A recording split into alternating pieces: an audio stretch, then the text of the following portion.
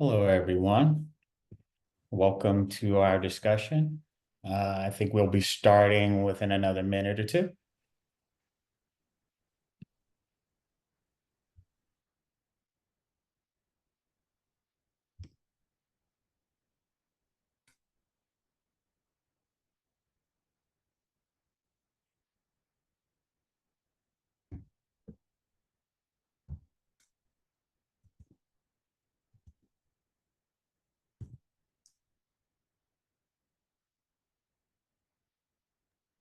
We should check the backstage, Luis.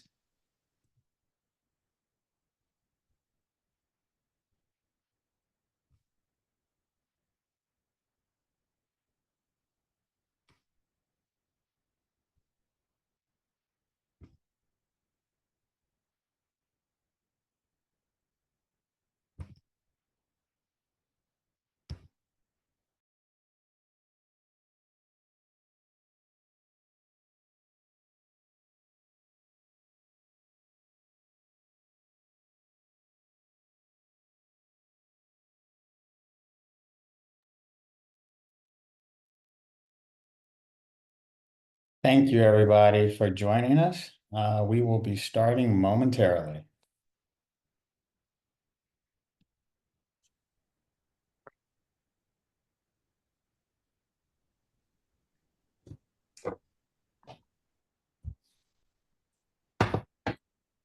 All right. Wonderful. Hello, everybody. Hello. Okay, we're going to go ahead and get started. Well, welcome everyone, and thank you for joining us for the kickoff of a three-part webinar series titled Unlocking Non-Dilutive Funding for Health Innovation. My name is Luis Belen, and I am the CEO of the National Health IT Collaborative for the Underserved, NHIT. And we're excited to have you here today. At NHIT, in partnership with the California Healthcare Foundation, CACF, we are proud to be spearheading a strategic initiative aimed at eliminating financial barriers for digital health founders. This effort is designed to empower innovators with the knowledge, tools, and real-time insights needed to access non-dilutive funding, such as grants, philanthropic investments, and other mission-aligned capital sources. The first session in our three-part webinar series is all about equipping you with the guidance to navigate the funding landscape, make informed decisions, and scale your transformative healthcare solutions. Whether you're looking for to accelerate your progress or scale a solution that can reshape healthcare access and delivery, we are here to support you. Since our founding in 2008, NHIT has played a pivotal role in supporting health innovation to address some of our nation's most pressing health issues. Through our partnership with CACF, we continue this tradition of providing actionable, mission-driven support to founders in the digital health space. Together, we are committed to unlocking the capital and resources you need to turn your ideas into scalable healthcare solutions. I would like to turn it over now to Vanessa Villaverde, Senior Program Investment Officer at the CACF Innovation Fund, to provide welcoming remarks and to share more about the exciting possibilities ahead. Vanessa, I'll turn it over to you. Hey, good morning, everybody. I know people are still working on logging in, so thank you to everyone who's joining right now. First of all, thank you all for being here. It's still morning on the West Coast, but I know it's later in other places. And specifically, first and foremost, I want to extend deepest gratitude to the panelists that joined. Your presence isn't just a seat at the table, it's frankly democratizing access to information that oftentimes people don't get. And that's the real vision of what this is about. We all know that innovation is happening all over the country, particularly led by founders that understand the unique challenges of their community, but oftentimes they don't get access to the kind of capital that's necessary to grow. That's how this project was born. It was born out of the fact that we could present information or frankly coalesce our community virtually and give access to information so that people could overcome those barriers. So we partnered with NHIT for a couple reasons. We want to develop a real-time toolkit that'll change the game and provide some information on what these alternative access to capital areas are. And so in light of the fact that the world is changing, and while none of us can truly predict all of the shifts that are yet to come, we are using this webinar series as a way to coalesce your questions and to get the kinds of things that you feel is most important to have in that toolkit. In other words, we're co-creating this toolkit with you. So I hope you didn't come just to stand back, and I hope you have some questions that you can stick in the chat. I am excited that we will get started over a period of 3 seminars to coalesce on the kinds of federal funds, corporate funds, grant opportunities, and other access to capital opportunities you may not already know about. So I'm going to turn it over to this next part of the webinar series with Willie Williams. On the screen, before I transition over, thank you, Willie, is a case study on the overarching goal. So oftentimes, in fact, including a couple years ago when we did a call to founders to support them at the Vive LA series, we asked founders whether they had indeed raised federal capital, specifically through SBIR grants. And we did so because a lot of times the companies that we see in Medicaid are serving populations, and they're doing so in such a way that people sometimes ask them, are you a nonprofit? Because you have a mission impact focus. And indeed, people are trying to build these impact focused companies, and they need to know how to access different types of capital and at what point. So what you're seeing on the screen is a case study that NHIT has co-created that is a bit of a blueprint. But we have the experts with us, Shireen Abdullah, who will be talking about her company, Yumlish. We have Bianca and the team from Puerto Rico that help companies build all the time. So it's just illustrative of how a company grows from the point that they launch and they develop their early products using potentially SBIR funding through a research grant. And this is $100K to $700K, although we'll get into more details. And then oftentimes they go out to raise with a product that is already in development. In other words, they've already achieved their initial MVP, and they're looking for funders to help them scale. This is oftentimes what we call the seed round, or at the point that they're looking to grow and get early customer adoption. In our world, in Medicaid, this oftentimes means that they're creating their first enterprise contracts or Medicaid managed care contracts. Then at the next phase, oftentimes they're looking for Series A capital. In the new world, these metrics have changed. The income metrics used to be, once upon a time, roughly 1 million ARR. The world is changing. And phase 2 SBIRs oftentimes fill a gap, but there are other types of capital in the market that I know NHIT is covering, like BARDA, like other types of grants that can help with growth. And ultimately, help companies get to a point that they can create a Series B or something that is aligning with their growth goals. I'm really intrigued by the conversation about revenue-based financing that will be part of the series towards the end. So without further ado, I'm turning this over to Willie Williams, who has been leading the work and is himself an investor and strategic advisor with companies that are growing in the healthcare space, to moderate the next conversation. Thank you. Thank you. Thank you, Vanessa and Luis, for those introductory remarks. It's a pleasure to be here with everyone. My name is Willie Williams. I am a strategic advisor to NHIT. I am also an investor focused on the health and care innovation space. And I've devoted a lot of my energy and time to working with entrepreneurs who are looking to build and also overcoming the challenges that are endemic to certain groups when it comes to building those resources. So we're going to dive into the discussion here, but first, a little bit of housekeeping. To ensure the audio quality during the meeting, all attendees will be muted throughout the session. As we proceed, if you have any questions, please add them into the chat at the bottom right of the screen. The goal here is to have an interactive discussion. And so let's just sort of dive in. The objectives here are to focus on three key areas: exploring the non-dilutive funding opportunities, adapting to find the right funding priorities such that you are partnering with the right organization, and leveraging the strategic partnerships needed to make that successful. And then we're going to go into a little bit of balancing the non-dilutive capital with private capital and sustainability. A reminder that this is a three-part series. So in part two, series two, we will take a deeper dive into the nuts and bolts of these various programs. But today we wanted to give you a flavor for how that all works. And before I get started, I just want to also just acknowledge the leadership of Vanessa Villaverde, who represents philanthropic and non-dilutive funding, and Luis, who leads NHIT and is focused on driving health innovation and equity.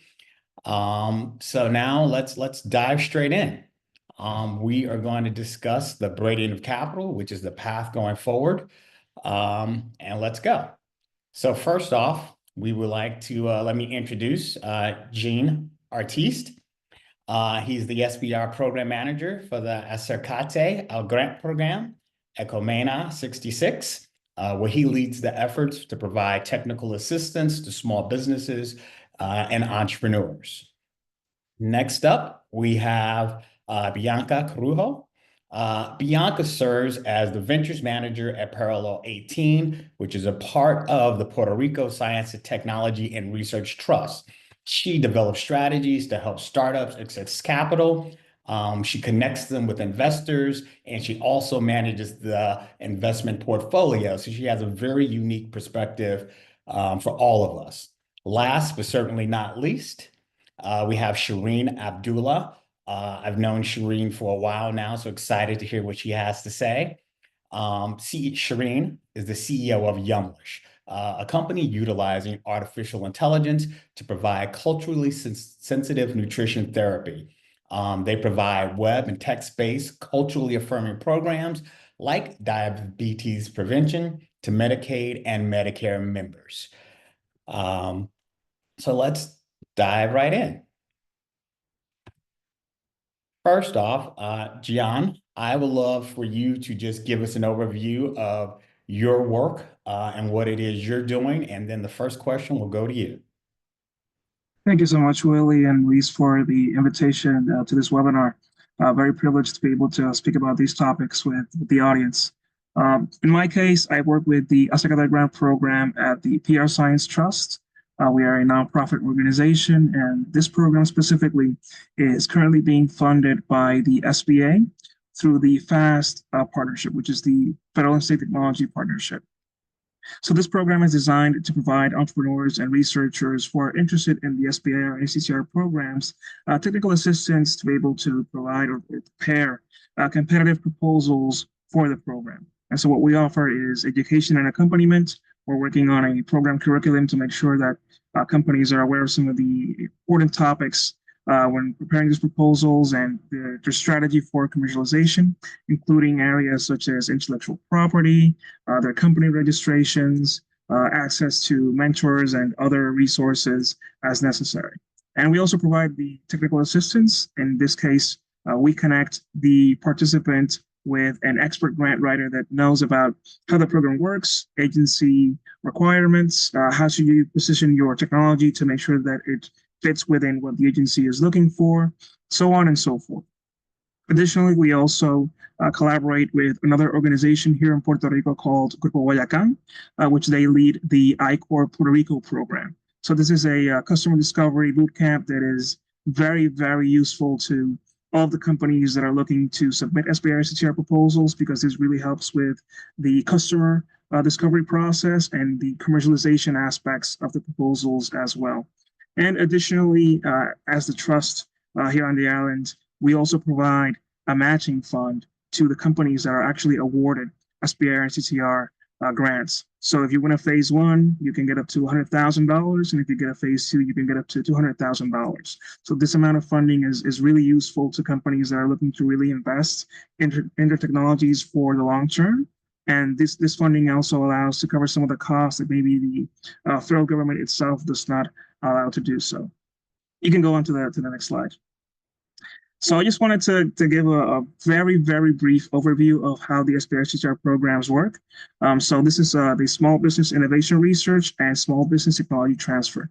These two programs are within the same sort of structure or program within the federal agencies, which is America's Seed Fund, as they're now calling it.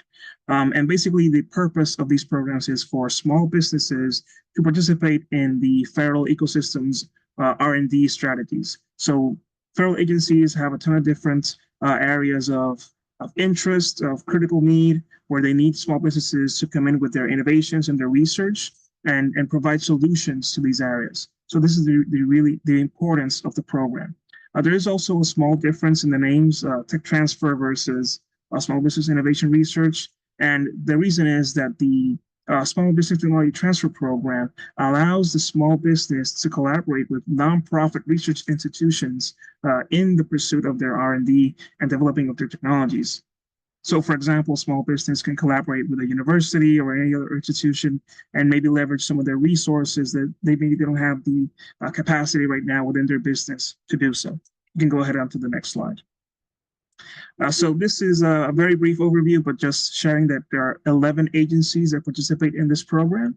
We include SBA here because they are the administration that is in charge of supervising and overseeing the program implementation across these other agencies. But this is also to show that there's many different areas and opportunities for small businesses to come in with their innovations and work with the federal agencies. So, for example, I know that a lot of the focus might be with topics related to health and medicine. So definitely the Department of Health is a no-brainer there. But for example, within the DoD, there are also other areas where health and biotech is looked at. For example, you have the Defense Health Agency that is also a great opportunity for many other small businesses. You can go ahead on to the next slide. And finally, just to give the program structure and some of the general requirements, typically these programs are structured in 3 phases, and this can maybe vary a bit between the agency and the programs, but the structure is pretty much the same. For the phase 1, you have a concept development where you're looking to prove that the technology is viable and that it may work to address the specific need identified by the company. The funding amounts can vary here, but within the NIH, you can get up to $400,000 currently for a phase 1. If no changes occur, we know that with the changing landscape we have at the moment. For a phase 2, you can also work with up to 2 years and get up to $2 million to continue developing your innovation and working towards a prototype. So now you have to have a really big focus on commercializing that product and getting it ready to enter the market. And now on phase 3, commercialization aspect, the federal agencies typically don't give funding directly to the companies at this stage, but they can become the customer or the client for your innovation. This is very, very typical with programs, for example, within the DoD that have a specific solicitation or area of need. And when the company provides a solution, then they become your customer. Now, in terms of requirements, these can vary as well. There's a much more detailed list within the SBIR.gov website, but this is just some of the general information. It has to be a for-profit entity located in the US. It has to be less than 500 employees. They don't have any limits in terms of revenues. And finally, it has to be owned and controlled a majority by a US citizen or permanent resident. So 50% or more of that has to be by a US citizen. So these programs are a great opportunity and a great tool for small businesses looking to develop and invest in their technologies and then commercialize those products to address critical needs. And that will be all for the overview. Thank you very much, John. That's incredibly helpful. Bianca, we'd love to hear from you about some of the work you're doing at Parallel 18 in conjunction with the other programs that are in place. So please. Yeah, of course. So as well as Gian, that is part from our Cercatal grant, Parallel 18 is also part of the Puerto Rico Science, Technology, and Research Trust, which is a nonprofit organization. Parallel 18 specifically is known as an innovation hub. We started off as an international accelerator back in 2015. This year, we're celebrating our decade. Nowadays, we have 2 incubators One is focused on renewable energy. The other one is focused on life sciences. You also have a pre-acceleration program, the International Acceleration Program, and a post-acceleration program. All of these programs are free of charge for the entrepreneurs, and our main goal is to push forward the economy here in Puerto Rico. If you can go to the next slide. The common denominator across all of these programs is that we have training and mentorship from local and international mentors. We get experts and speakers as well, so they can have the sessions as a whole, but also have that one-on-one space with these people. We also have a methodology to track growth. When the startups start the programs, they set their KPIs, and they each have a startup specialist that is in charge of meeting with them weekly to see how far they've gone and how they can help them. In two of our programs, we offer equity-free funding. For our pre-acceleration program is $25,000. For our international accelerator is $40,000. We also give connections with potential customers and top companies. We have a specific sub-program of Pearl 18 that is designated for business development. And then we also have access to investment opportunities with the sub-program Pearl 18 Ventures, which I run. The idea is that I help startups connect with the correct capital allocator, whether it's venture capital, whether it's traditional or non-traditional debt, or grants. So this is a little bit about what Parallel 18 does and how they help startups. Thank you very much for that, Bianca. Again, last but not least, Shireen Abdullah. I think Shireen provides a really interesting aspect because she has taken this journey. So Shireen, you successfully navigated the SBR, STTR process. Love for you to tell us a little bit about your story, as well as what you've accomplished. And then maybe dig into what were some of the biggest surprises you faced when securing funding and entering this process. And then we'll kind of come back and have an interactive discussion from there. Absolutely, happy to, and thank you for this opportunity. I'll say this, I think going into SBIR funding, I was a little bit, going into it, I was very naive. I didn't know the process. I didn't understand all the, for instance, registrations that you need to have in place in order to even qualify to apply for SBIR funding. So it was really starting from the bottom up. The recommendation to apply for SBIR or even seek STTR funding really came from a mentor in like the early days of the work that we were doing or trying to do at the time. And the cool thing about SBIR dollars, and if you get it, is really to be able to do a lot of R&D, a lot of trial and errors. Like you may have aspirations to do certain things, but you just don't know if it'll work, if it'll stick.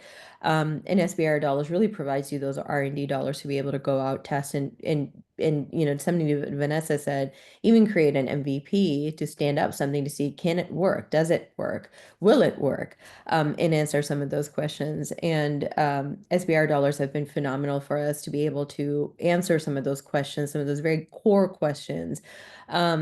The neat thing also about SBIR dollars is not only is it non-dilutive funding, which is great because you're not diluting your equity, but the other side of it is as you're moving toward more of that commercialization and moving toward revenue generation, it's a great way to show investors as well, assuming that you're going after some venture capital institutional dollars and things like that. So it's really great to be able to show investors that, one, you understand capital efficiency because you've been doing it with non-dilutive funding, but also you've de-risked what you're asking them to invest in, right? You've brought in R&D dollars to be able to try some of those things out. So in my journey, I think I've been just incredibly fortunate to be surrounded by a team, by mentors who really guided us through the SBIR process.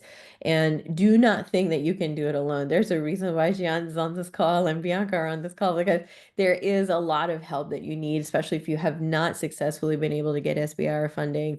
You need people with you to really help coach you, to help you understand what all is really needed, what are all the steps needed to even submit a successful application. Then hopefully you get the funding, and that's the second part of the game. But even just to submit the application process, I feel there's so many components of it that you just really need to surround yourself with people who have had success, who have programs like the ones they just talked about to really help guide you and coach you as you move forward.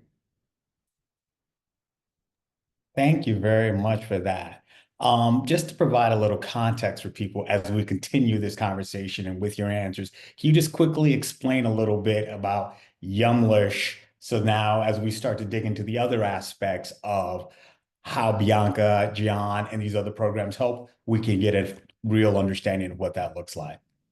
Yeah, happy to. So with Yumlish, what we do is we provide web and text-based cultural affirming programs. Our big focus area right now being around diabetes prevention in low-income populations. So what that means, I know I threw a lot in that very loaded sentence, so I'm going to try to break that down. What we do is we've really taken a non-app, non-Bluetooth device-based approach to solving this epidemic that is diabetes. The CDC has this amazing program. It's called Diabetes Prevention Program. It's existed for over 25 years now. There's already efficacy around that program, which is also amazing. It has already proven to cut someone's risk of developing diabetes in half. So really, when you think about that, you think, well, we're on our way to solve diabetes, right? Wrong. Because this program, with all of its efficacy, unfortunately, is not getting into communities that truly, truly need them, in these low-income populations that truly need them. And that's where Yumlish comes in. Yumlish is solving an access problem in these low-income populations. So what we've done is we've taken the CDC program, wrapped it in this web and text-based format, wrapped it in this culturally affirming way to be able to provide it in these low-income populations. And so we work with Medicaid managed care plans. We're doing some work in California through Medi-Cal right now, in fact. But we provide our programs through managed care plans to managed care plan members. And that's our commercialization pathway that has certainly come about through some of these R&D dollars we've been able to secure to be able to even develop what we have today. Great, thank you for that. So now let's all dive in and dig into the discussion. Gian, I'm going to start with you and then invite others to, if you have anything pertinent to add. Many founders see SBIR and STTR as a funding mechanism, which is true. But can you also explain why it's also a validation tool that enhances credibility with investors and partners? And if anyone has experienced that themselves, explain why that is also the case. Yeah, of course. So I think there's various aspects aside from the funding that the program provides that allow for that validation, as you mentioned. One of the things I would mention is first the competitive nature of the program. So it's very, very competitive. And for example, for a phase one, a first time submission, the success rate can be about 15%. So very competitive. Of course, if you do resubmit and you do receive agency feedback, that success rate can go up to 45% on a resubmission. But that first, filter of seeing the technology that the agency is interested in and that there's a fit is a good validation for the company. Aside from that, if you do complete the different stages of the process successfully, you are very much successfully de-risking the technology. So you're finding a way to make sure that it is viable and that you're also making the technology be able to work for the client. So then there comes the commercialization aspect. From the phase one, within your proposal, you already have to be thinking about who is the customer, what is the market potential for that technology, and who will be the potential users of it. So there's a lot of thinking that goes into not just the technical and scientific aspects of the innovation, but also the business side of it as well. So when you go through this process, it really gives a seal of approval from the federal government that you are a business that is ready to develop and go through the R&D process, as well as to sell that product successfully. So this is really one of the things that I think is serving as the validation for you and making sure that investors and other people that want to go into you to make business with you see that that is a process that you completed successfully.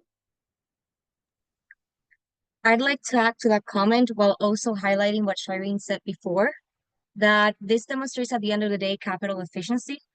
Imagine a startup that gets a lot of money that they could de-risk their product while expanding their runway and maintaining a cap table clean. That is the ideal dream. So it is very attractive for investors. As well as Gian said before, it's kind of a third-party valuation of your technology and what you're working on. Imagine that investors don't necessarily have 100% expertise in what you're doing, but that validation coming from a third party is very valuable. So that's why it's so attractive to investors as well. Thank you for that, Bianca, because my next question was, from an investor's perspective, how does securing this impact your ability to attract venture capital or corporate partnerships? So thank you for getting this there. Next question for you, Shireen. Health tech startups are balancing, in many cases, equity and commercialization. How did you frame your business model for both funders, i.e., in this case, SBIR, STTR, as well as investors?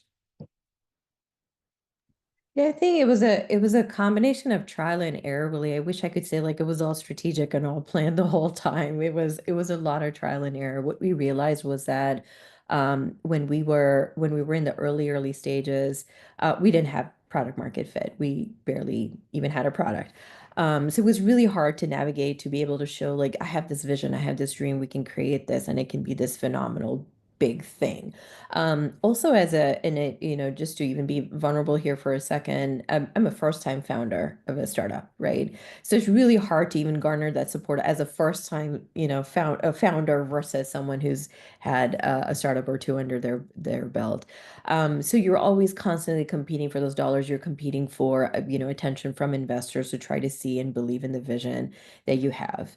And also the stats are not in your favor. You're underrepresented founder when it comes to funding as well. So the odds are just against you. Let's start there.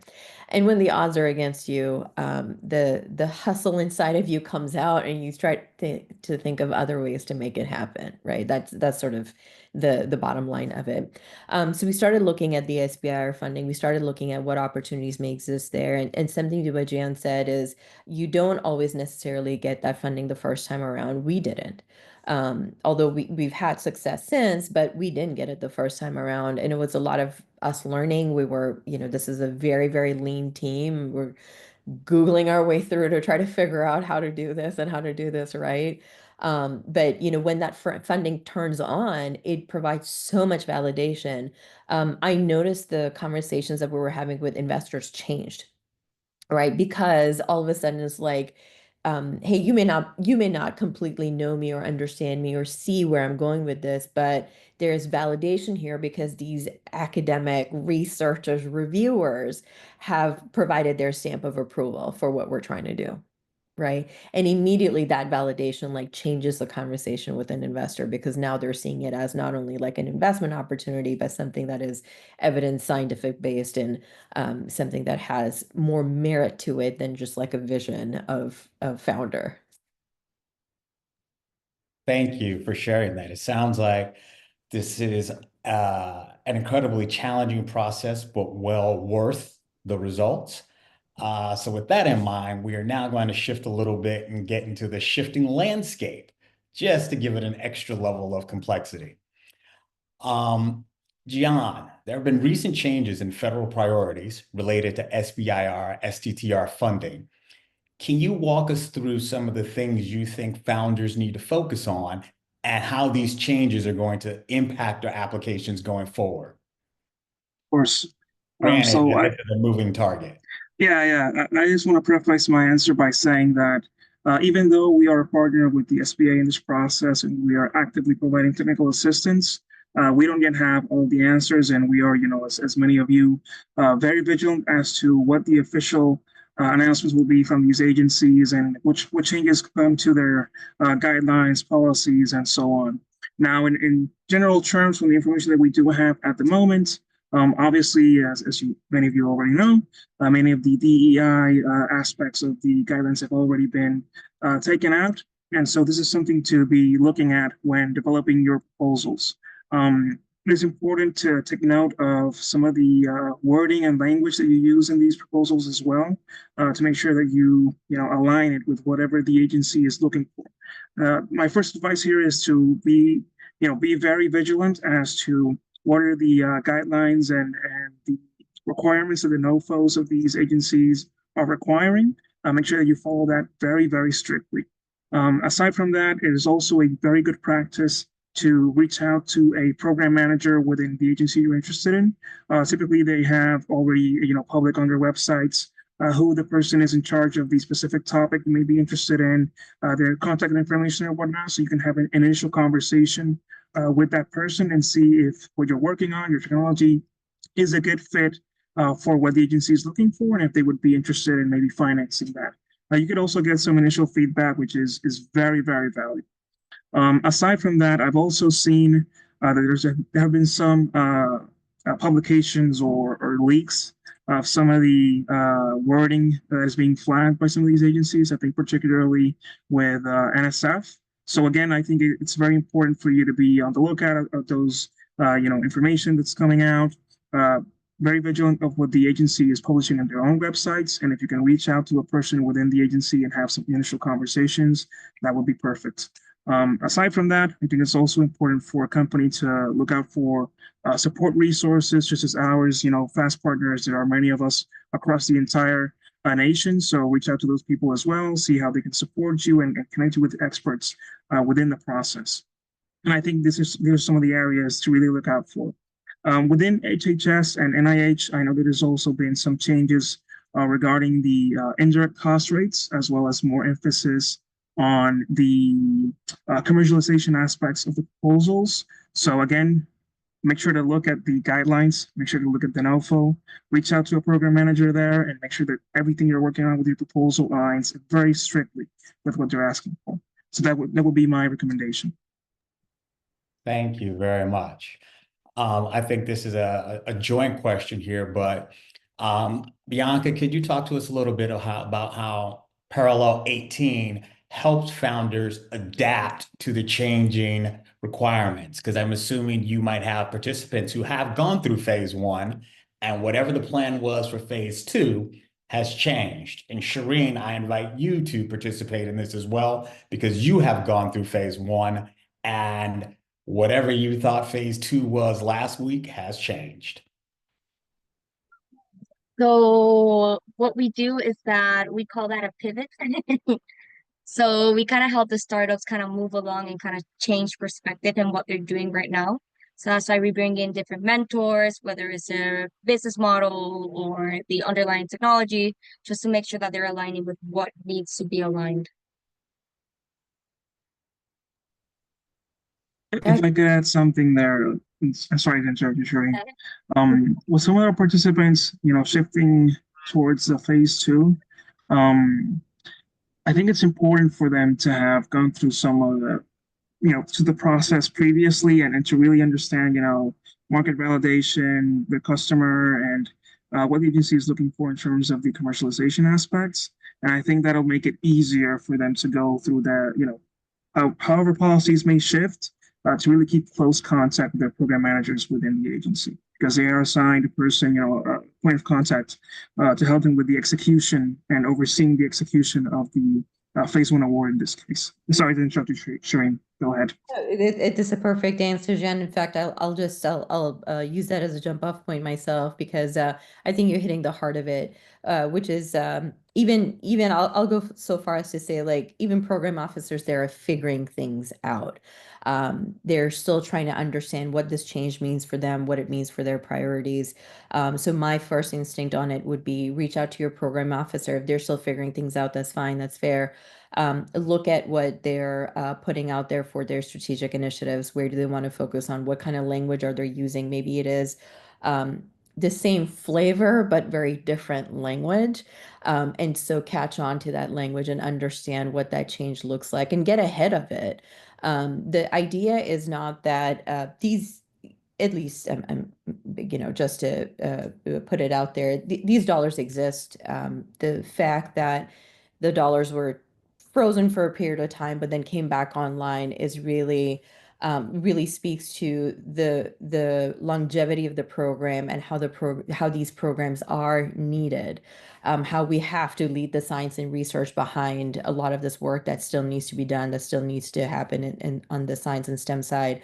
And so my instinct on it is that these dollars are not going to go anywhere. It's going to be redirected in some different language, and that's fine. And as an entrepreneur, if just like exactly like Bianca said, you know how to pivot, you learn quickly how to change direction, and charge ahead, and that's what you just have to keep doing.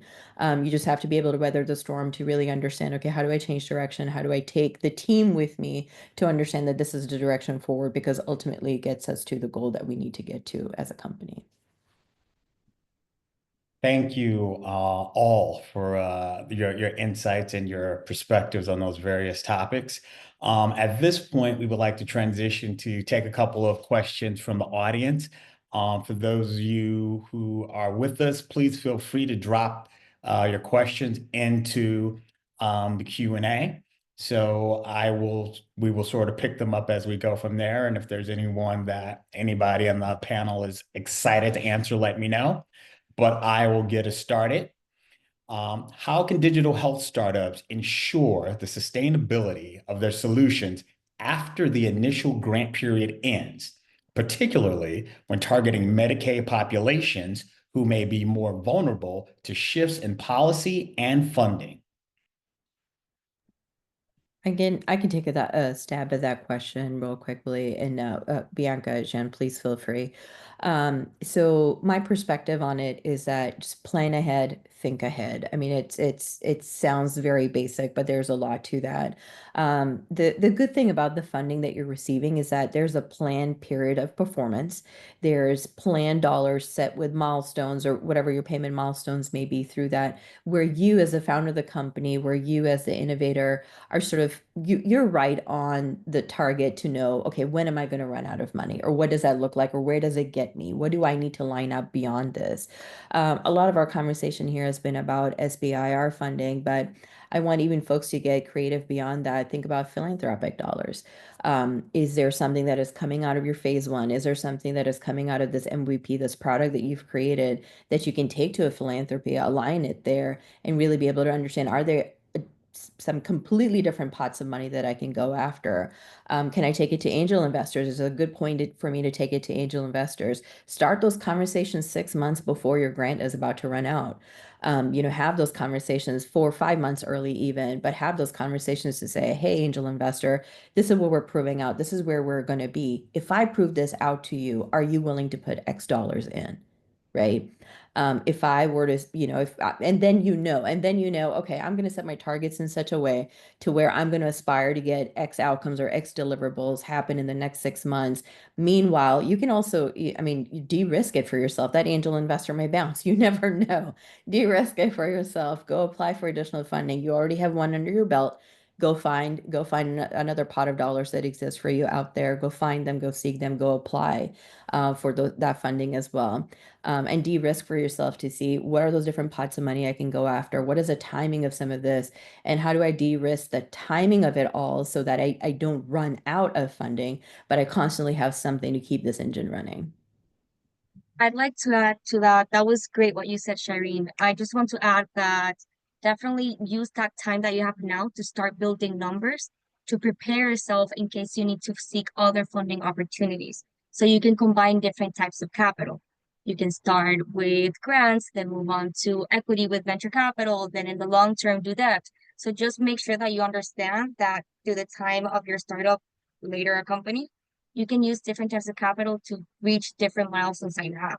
So if you have that in mind and you're prepared for that, you can start building numbers from now, from traction, conversations, letters of intent if you're a little bit early, just to make sure that you're prepared to have these conversations and actually show what you've done and be more attractive for investment. Thank you for that. We have time for a couple more questions.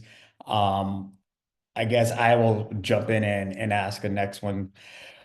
Once initial funding is secured and a pilot is successful, what steps should innovators take to scale their solutions across multiple Medicaid markets? And I'd like to offer a little context. I think this one is really relevant in terms of the changes we're seeing taking place in NIH funding, as an example, where commercialization, market analysis, et cetera, is a larger part of what you can do to get to phase two. So this question sort of addresses that too. I think I could start with a more straightforward answer, and I think Shireen will have much more context. But I think one of the things you should do is, thinking in that case of, moving from that phase one to that phase two, is really trying to understand and identify the potential customers for the technology. So as Ben was mentioning, the letters of intent, if you can get letters of support or, letters of interest from some of these potential buyers or other companies that may be interested in your technology, that gives it a lot of validity and a lot of I want to say weight for the reviewers in those stages. I think it's also important if you haven't done so to do it, which is the go through a customer validation process. I'm going to keep repeating the ICOR programs, but it's because this is very well seen by reviewers and agency representatives when they're looking at your proposal.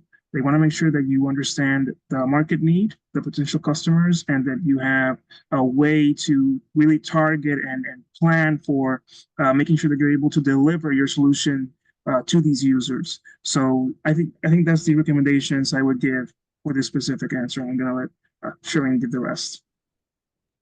Yeah, I'll actually use that too, Jan. So when you're coming out of your phase one, you're going to the phase two, even to what Jan mentioned earlier. So Jan, maybe you have this number handy, but you mentioned something around the phase one success rate being 15, the first, application being about 15%. I don't have the number for phase two, but I imagine it's just as competitive to get a successful phase two application. So the phase twos, the success rate is actually a little bit higher, but that's because the agency does not open, or not all agencies open their phase two applications to, the entire public. They focus on their current phase one awardees, and so if that number is smaller, then their success rate tends to be higher. That's just to give some of the context there. Makes sense. Thank you for sharing that. And the reason why I bring that up is because unfortunately, and I want to bet that number is not 100%. So just completing a phase one doesn't guarantee a phase two. Now there are fast track applications. So if folks are interested, you should definitely look into that. It says something that you qualify for. But what I would say is, if you're looking at a phase one, you're coming out of the phase one, know that, by the way, you are setting the timeline. You are setting the milestone payouts that you get. You are setting all of those components in conjunction with your program officer, but for the most part, they're good with the way you lay out the plan, and your payment milestones and all of that. So as you're heading toward a phase two, start looking at how can I get ahead?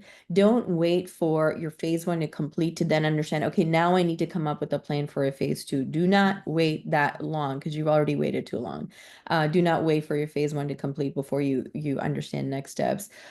If you're taking it to potential customers, if you think you're at a good point, you will be at a good point at the end of the phase one, to put it in front of some potential customers and get, like Gian talked about, letters of intent or some sort of commitment from your customer. Take it today to them. If you don't have a product yet, take any kind of UIs that you've designed and any kind of designs to them and say, this is what I'm developing. This will be ready to go in the market in 3 months, 4 months, 5, whatever, in a number of months. And I want you to be our initial customer who gets this for, free for the, first 3 months or whatever, again, you know your product better than anyone. But make a pitch to them to say, this is what I will have in front of you. Are you willing to commit to this? Will you provide me a letter of intent? Because I'd love to put it in my phase two application. Why not? Right? You want to be able to show that you're already thinking ahead. Do not slow that hustle down just because you're comfortable with dollars today. You always want to keep thinking 5, 6, 7, 8, 10 months ahead at any given time, even a year ahead, to think, okay, where do I need to be at this point? What does it mean for my commercialization? What does it mean for additional R&D dollars? That means going out and finding additional phase ones. And you could just go out and keep finding phase one dollars. There are companies I know that sustain with phase one and phase two dollars. They do not take even a dime of venture capital money at all. They've created businesses out of SBIR dollars. But there are multiple pathways. Do not think that it has to be a combination or it has to be one way or another. You really get to create that, and how ahead you are thinking about those dollars and the timing of those dollars unlocking really helps build that success that comes out of either your phase one or as you head into your phase two. Thank you. I want to acknowledge a couple things that are stepping questions that have been asked. Someone asked, what will happen to the NIH Institute on Minority Health and Health Disparities? Is it true that DEI initiatives will lose funding under this administration? What recommendations do you have?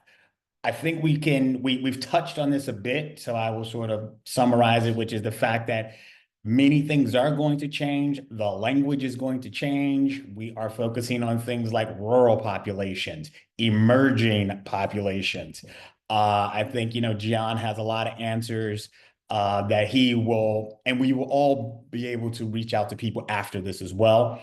So yes, these things are going to change and they're going to be answered, differently. That's the short version. You're going to have to look at different places on the websites. You're going to have to use different language, but many of the populations that are at risk are still the same populations. One of the things that we've talked about is phase one to phase two. Granted, we have just another minute here, but can anybody provide a quick example of people actually shifting from market to market because they've had the SBIR, STTR funding behind them? So maybe Bianca or Shireen, and we just have a minute or two for this part. So therefore, i.e., you've gotten it in one Medicaid market. How do we actually implement this? Willie, if you're okay with it, can I make a comment to the previous question as well about the changing market real quickly? Sure. Get to know your program officer at NIMHD if that's the IC that you think best aligns with what you're doing. Get ahead, get in front of them. Also know that just because it's minority health, you're not what you may do may fall within multiple ICs. So I always say look for like 2 to 3 ICs where your project can fit. Don't put all your eggs in one basket. Do not make that mistake. Because if funding priorities change, if something changes, you need to have a backup plan. So always know 2 to 3 different program officers at any given point in time. Get to know your NIMHD program officer if you don't know already, and ask them this very question and stay on top of things that they're putting out on their website. They're going to put it out on their website before even anyone else finds out. So stay on top of their website and look at their strategic priorities and what their director is thinking about in terms of changes to those priorities from a funding perspective. Willie, real quick to answer your question around looking at one market and then expanding to another or being able to grow that. I think that's like with any customer, right? You have to be able to, that initial customer has to, you have to give them everything with very lean dollars, but you have to make them very, very happy to be able to provide their stamp of approval, so that then you can take it to other customers, right? Before we signed our first, like even Medi-Cal contract that we're working on right now, before we did, the one thing I would constantly hear is like, the hardest thing is to get your first customer. And then we got our first customer. And then it feels like, well, the hardest thing is also to get your second customer. So it doesn't quite end. It gets relatively easier. But the hustle doesn't quite end. But take your successes out of the first one. No one knows your company better than you. Let's just establish that. And take that success, frame it in the way that you understand best, that is most beneficial to your customer number 2, and put it in front of them and make them feel that FOMO, make them feel, that they're missing out on this next big thing that only you can provide to them. And it's a little bit of a sales tactic there as well, but help them understand the value and benefit of what you're doing and why it's important for their populations and the groups that they're serving. Because you're both there for the benefit of that managed care plan, of that Medicaid, Medicare, member. And so if you can show them and help them connect the dots, that, the pathways just become easier for both of you to be able to work toward commercialization together. Thank you for that very much, everybody, for contributing. We are now concluding. There was one more question that Gian is going to touch base with offline, but in conclusion, I would like to say, some of you have asked us about how do we stay informed about federal funding opportunities that are likely to remain stable regardless of shifts at the executive level. And one of the ways is to stay in touch with what we're doing here with this partnership with NHIT and the California Healthcare Foundation. You can reach out to us. We will be creating toolkits, which you will have access to at a point in time. And you can also reach out to everyone here on this webinar. For that question in particular, I know Gian is going to be the perfect person to answer it. With regards to the takeaways for today, there are still an abundant number of opportunities that are available if you prepare strategically. This is going to be an essential aspect of what we're doing. Many aspects of the changes to NIH funding, as an example, are things that a typical VC would require of you. You need to have a commercialization plan. And we keep throwing around the word VC, but it's all types of funding. It could be revenue-based. It can be corporate funding. It could be philanthropic. The world we're shifting to is less about how you feel or a group you want someone to support, and you're going to have to demonstrate this quantitatively. And we all know the populations that need it the most, but in this new changing environment, that's what it's going to take. And these are going to be some of the things that we discuss in our coming webinar series. With that in mind, I like to just acknowledge again Vanessa for her leadership in this capacity, Luis, in your role with NHIT.